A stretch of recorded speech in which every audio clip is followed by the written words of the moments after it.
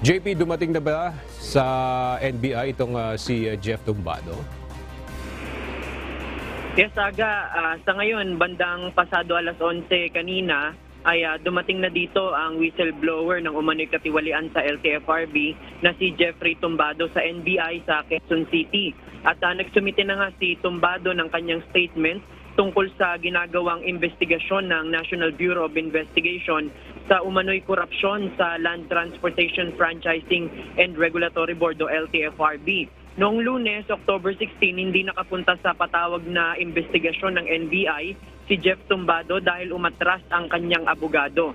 Pero sa kanyang mensaheng ipinadala sa media, sinabi naman nito na handa siyang makipagtulungan sa NBI sa ginagawa nilang investigasyon. Sa ngayon, mayroon nang nahanap na bagong legal counsel si Tumbado na tutulong sa kanya sa pagharap ukol sa isyu ng umano'y katiwalian sa LTFRB.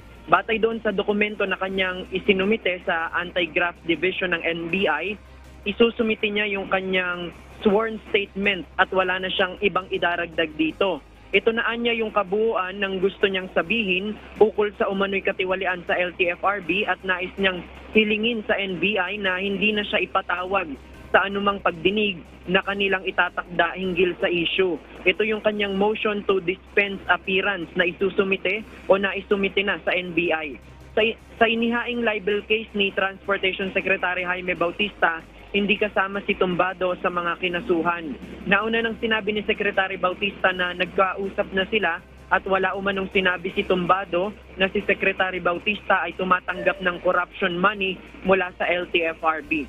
Sa ngayon, Aga, dito sa NBI sa Quezon City, nakaabang na yung mga media para dun sa, dahil pagkatapos nito lalabas ng Anti-Graft Division si Tumbado pati yung kanyang abogado at inaantabayan na natin kung magpapaunlak sila ng panayam kung ano nga yung kanilang naisumite hinggil nga dito sa issue ng umano'y korupsyon sa LTFRB.